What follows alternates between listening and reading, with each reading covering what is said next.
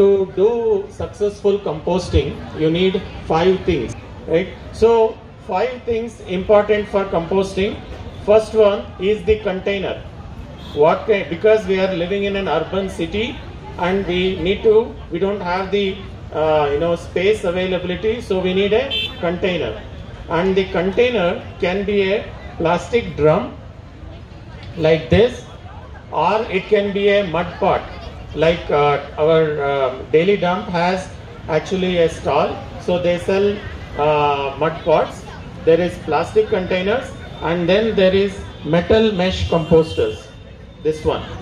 Okay, so these are the choices. Each of them have their own advantages and disadvantages, but it is something, depending on the space availability at your home, and then you can actually decide on which one will be suitable. Now, the first container, the mud pot, it breathes naturally. It actually has some amount of natural air circulation, but it can be actually little bit heavy, and there is a stackable mud pot bin. I think there is a huge fan following for the mud pot composting. The plastic container can be little lighter in weight and also easy to carry, and that's an advantage for that. But the disadvantage is for air circulation we need to make holes. Now the third one, my favorite, is the metal mesh composter like this.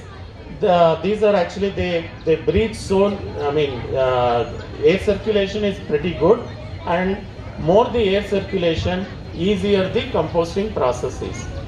Now the second one, first one is the container. Second important thing in composting is air circulation. In order to allow air circulation, we make holes, 3 mm holes on the lid. There are 3 mm holes on the around in the compost bin. If you see the bin, there are 4 10 mm holes. Okay, this is what, so we convert a plastic container into an aerobic composter by allowing air circulation by making holes. In mud pots also, if you have holes, then it is actually easier composting. In case of metal mesh composter, there is no need because it has enough air circulation here.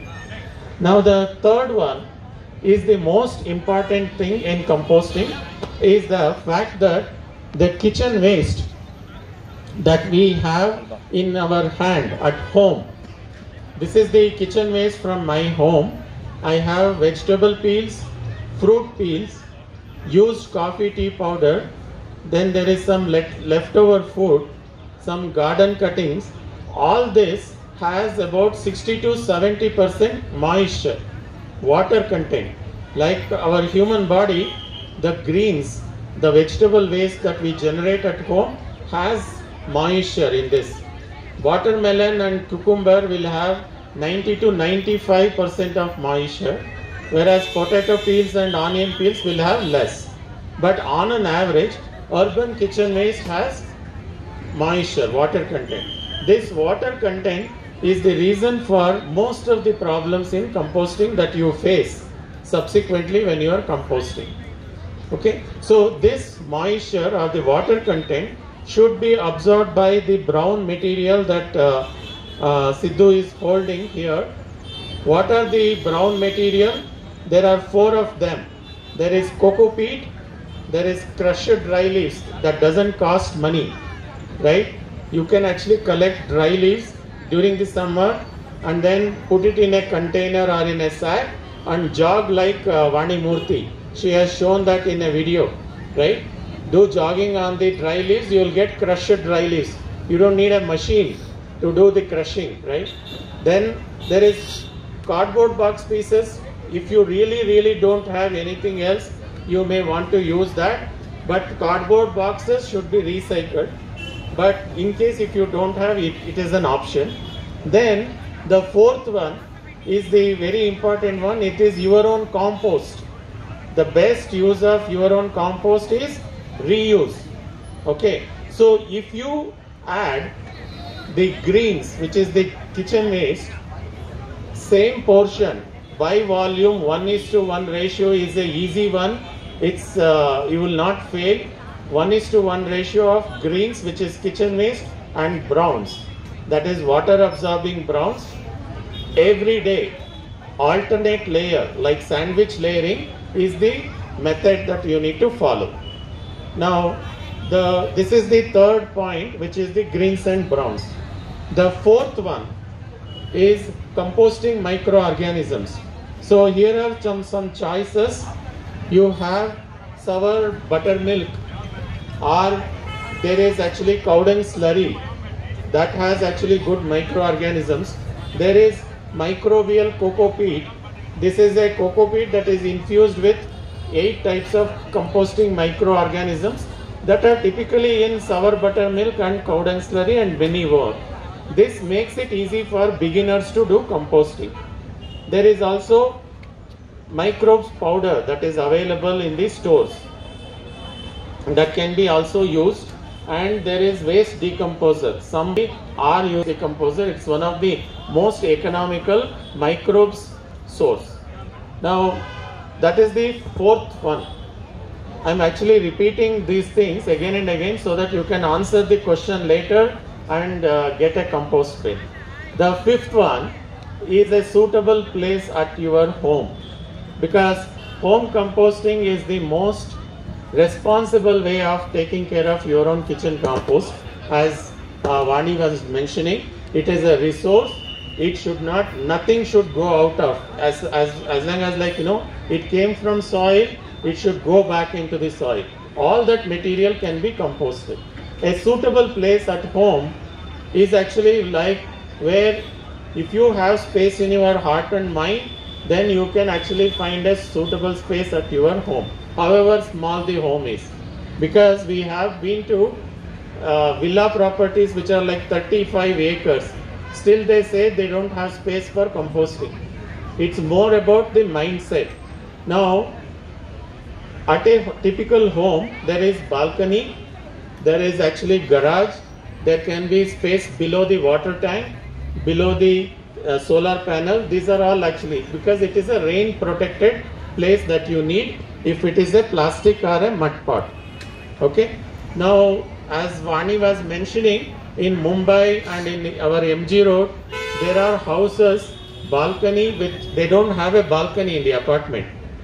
They just have a extended window sill, and people have composted even in that area. So these are the 5 things important. First one is the container, second one is the air circulation, third one is greens and browns, the kitchen waste and the material that absorbs the moisture, fourth one is the microorganisms, composting microbes, fifth one is the suitable place at your home. Okay.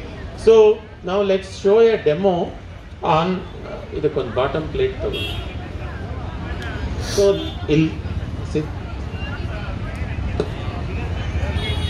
this is the compost bin, and first thing we are going to do is create a bottom bed of brown material that actually will absorb moisture. The first thing, the cheapest, no cost, is the crushed dry leaves, right? So he is actually adding crushed dry leaves in the bottom. How much? It's about 4 to 6 inches in this kind of a small container. There is also 30 liter drum and 50 liter drum. Then you may need a little thicker bottom bed. After this, we are going to add some cocoa peat. Cocoa peat is actually another brown material.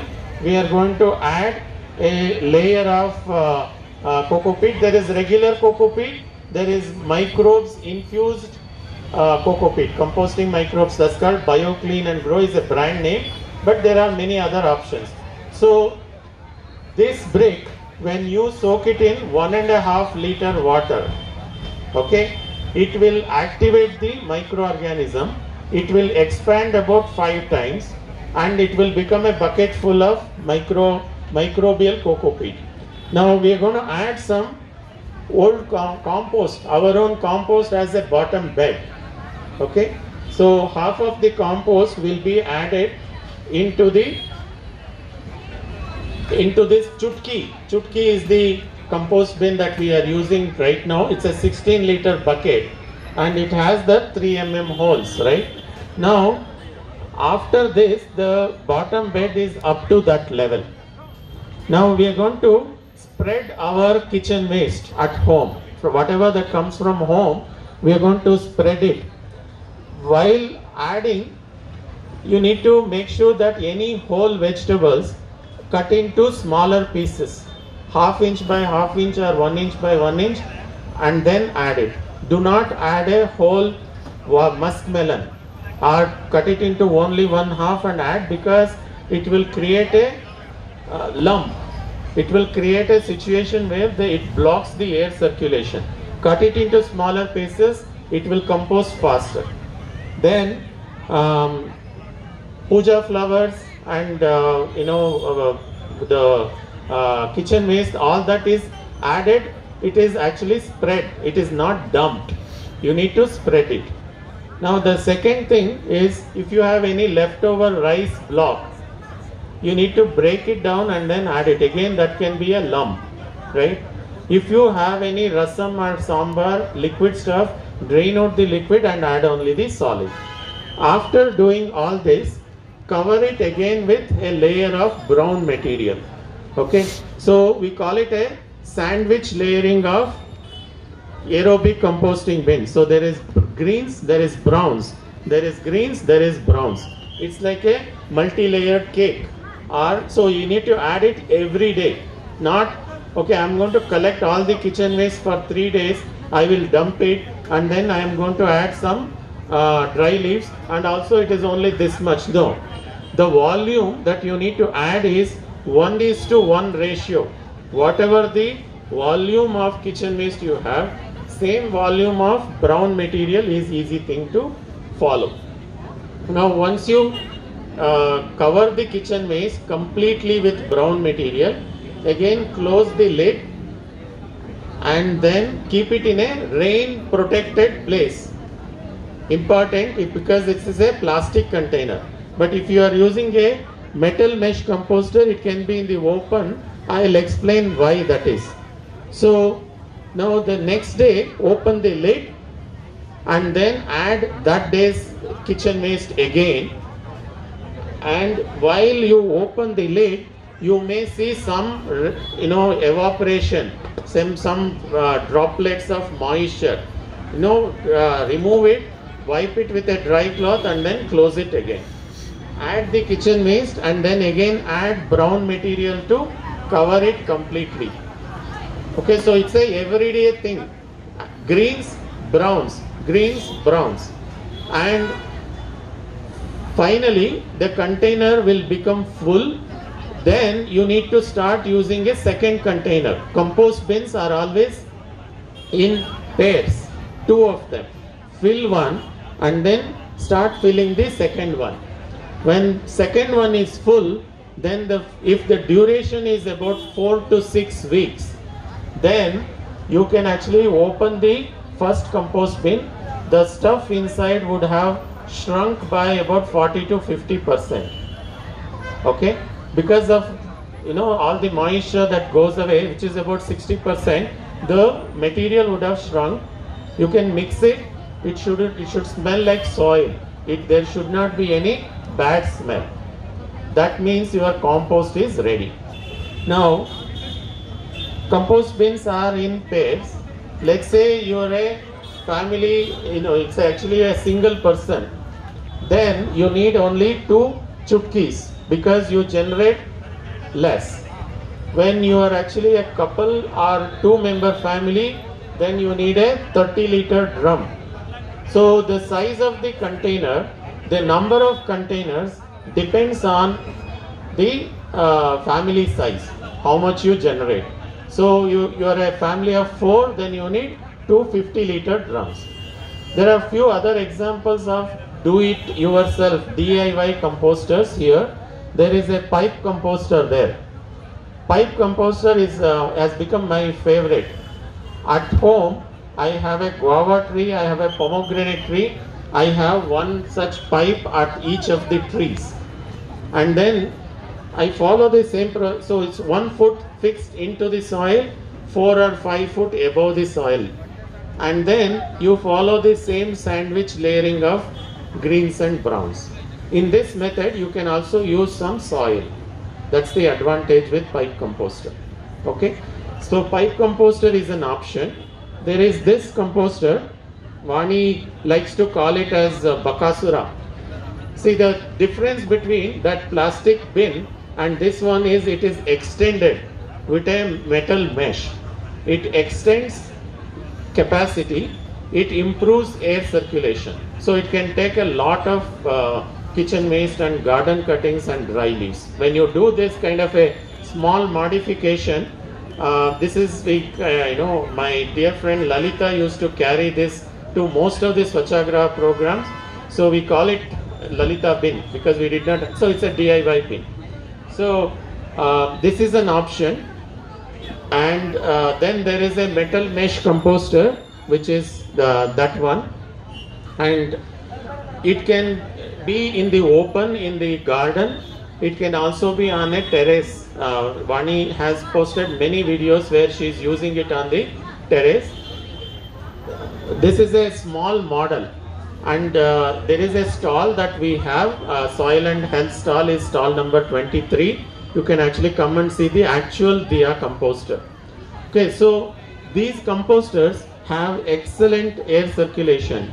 Air circulation absorbs moisture that is there in the kitchen waste, so you end up using less amount of coco peat in mesh composters. Okay, so now there is a simple calculation. How much compost do you get? If you are a family generating 1 kg of kitchen waste per day, and in 30 days you have 30 kg of kitchen waste, from that the amount of compost you get is 10 kg, 1/3. Out of 10 kg, 5 kg reserve it for your own reuse for the next month to cover the kitchen waste. It's your own material, right?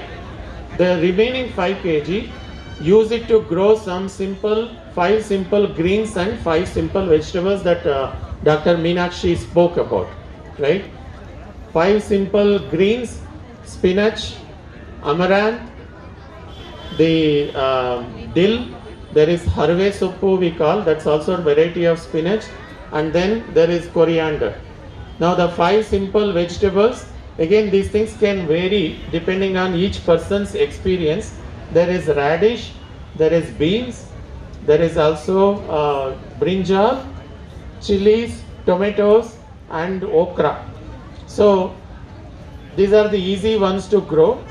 And so how do you grow? Take 2 portions of your own kitchen compost and 1 portion of red soil, mix it together, and then you will be able to grow vegetables.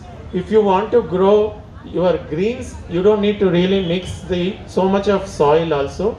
You can add less amount of soil, and sometimes actually the tomato plant starts sprouting in that itself, right? Because, and they are very strong tomato plants. Rather than actually buying the seeds, you might as well allow the tomato plant to grow, and it will give you very good yield.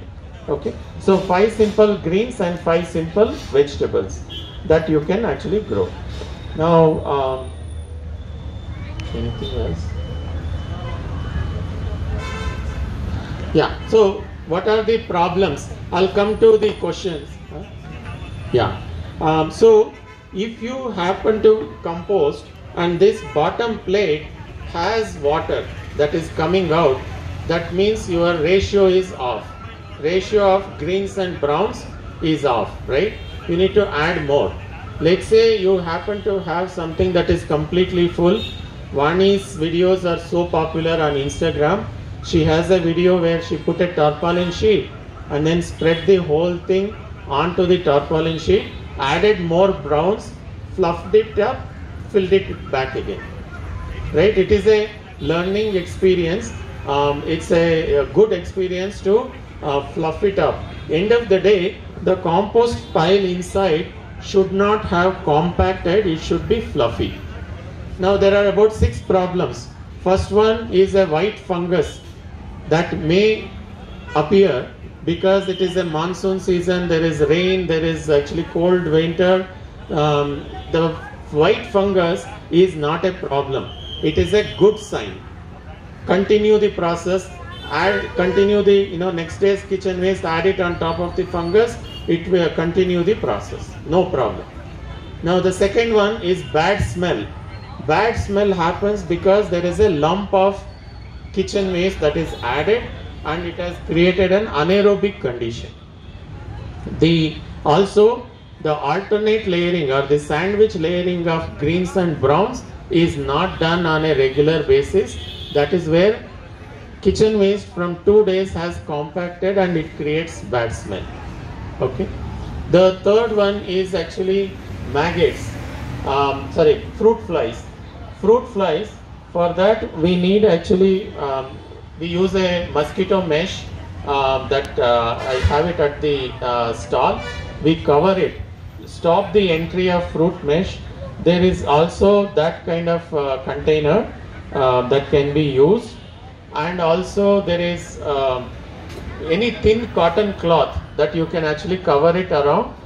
Entry of fruit flies, if it is blocked, then the number of maggots will be less. When there are less maggots, there will be less fruit flies. Both are actually very interlinked together. So try to use method where if the kitchen waste is completely covered, also fruit flies will be less. If there is a partial sunlight, then it will be less.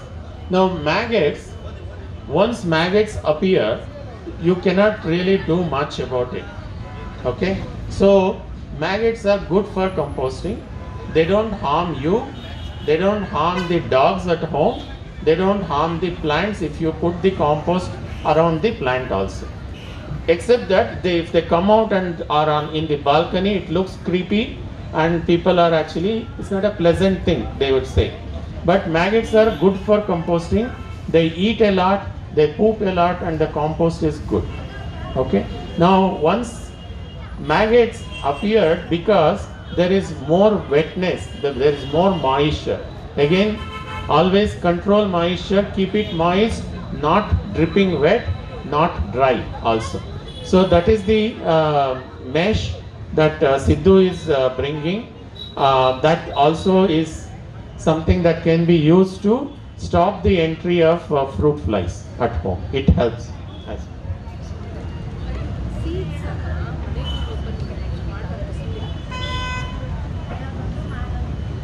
Yeah.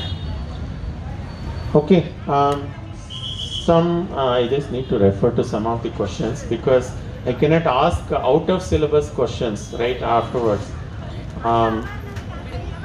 Eggshells. Eggshells can be added. If you hand crush and add it, it will take a lot of time. But you can actually keep it in an open container in open air. After actually 7 days, accumulate and then use a mortar and a pestle and crush it and add it even directly to the plants, it is okay. The mango seeds, it takes actually, not everything gets composted at the same time. Some of the things will require 3 cycles. So if each cycle is actually 6 weeks, that is the duration it takes to compost. Mango seeds would require probably 3 times the duration. So when you harvest the compost, pick out any larger pieces, put it into your next compost pit. Do I need to sieve compost? You need to sieve compost if you want to post it on Facebook and Instagram. Okay? We don't sieve compost. It's actually, we just hand pick material that is actually, that can be taken out and then use the remaining part. Do you need to dry the compost in sun? No. The microorganisms will perish. Do not dry, shadow dry, or maintain it moist and you can actually use it as is. Okay, so that's about all the questions. Can I add coconut shell? I think folks who come to Oota from your thota know this very well.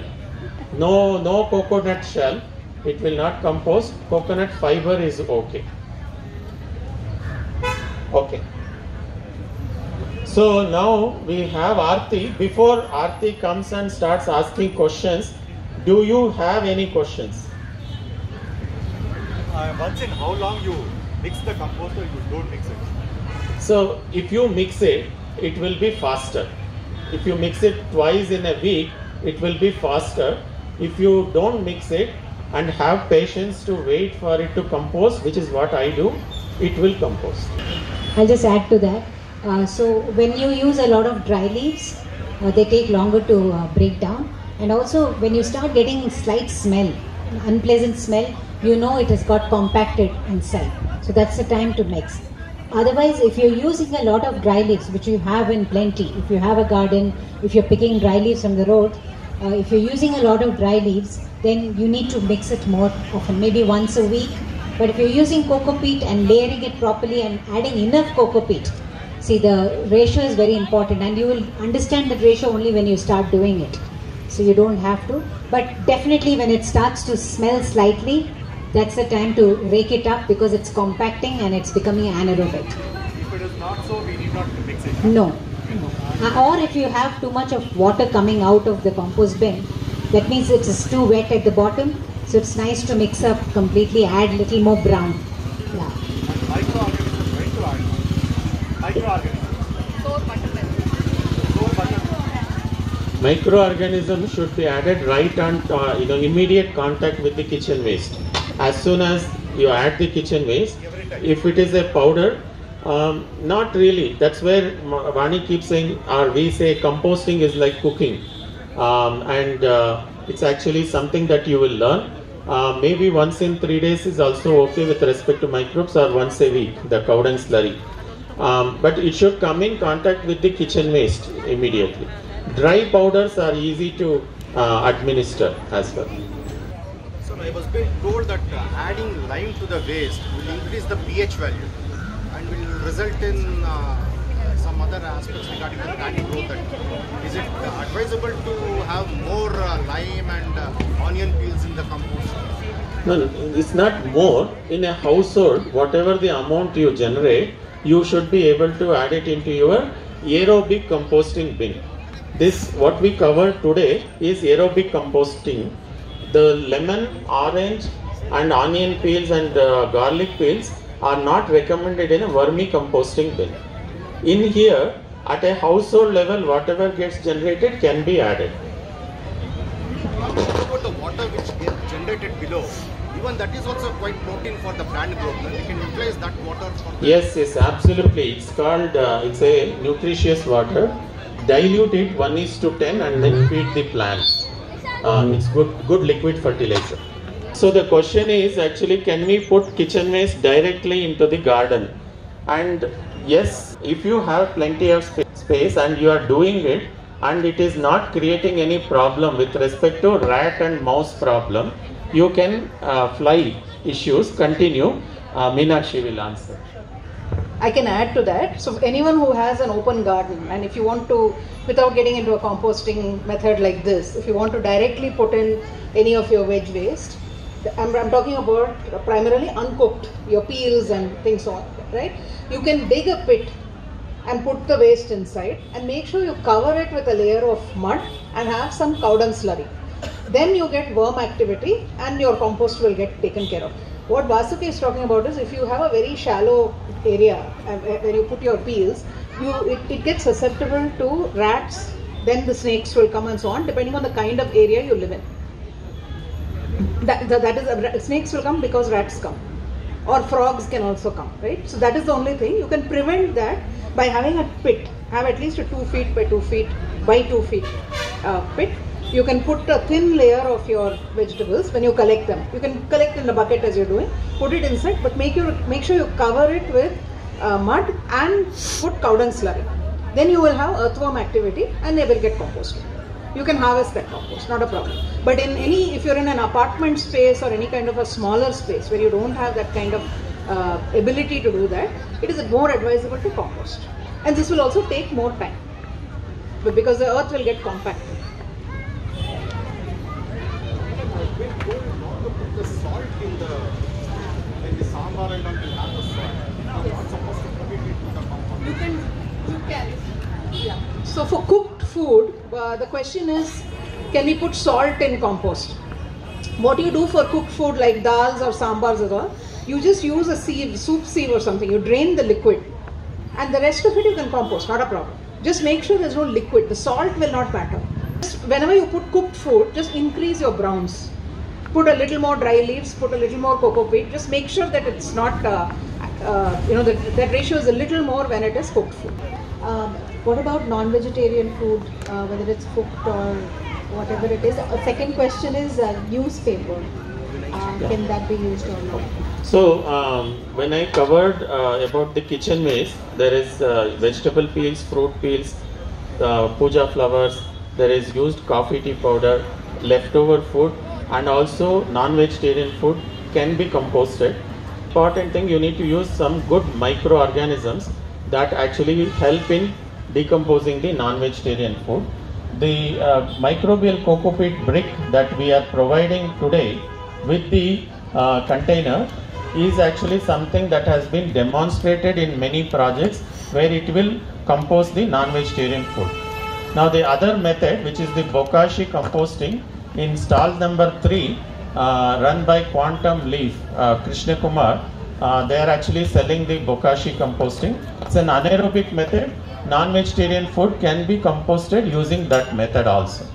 Now the compost that is resulting out of non-vegetarian food found to be more nutritious in terms of NPK values and the parameters, more nutritious for plants as compared to the thing that is made from just kitchen waste. But it's important that you use the right microorganisms and right amount of brown material. Now, can you use newspaper? Today I was actually showing the cardboard box pieces. In newspaper they use a ink that has lead in it.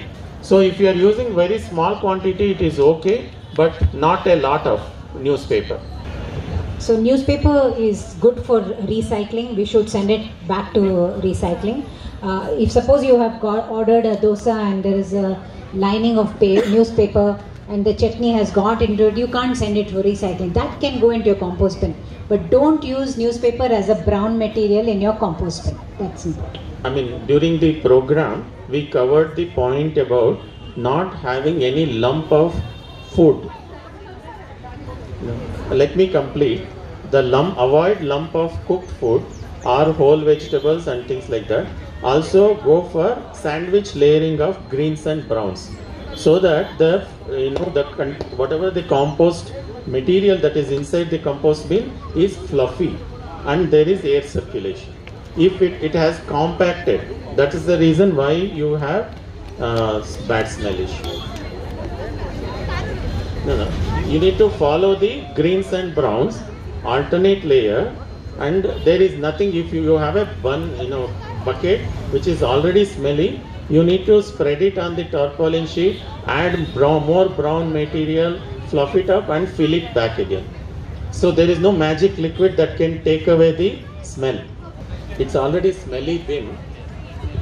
You must also see what you're putting into it. You're putting too much of liquid is the problem. You said some lemon juice. You can't put liquid into your compost bin. Or to reduce smell, you put lemon liquid. If it's too much moist, is it very moist? Very wet? So that your brown proportion is wrong. Your wet is more, the browns which is dry, that is less.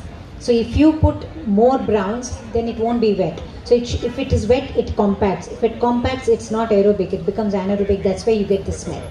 So that's the science behind it. But the art is put it all together on a tarpaulin sheet, put more browns, crushed leaves, cocoa peat, put all brown so that it absorbs the excess moisture.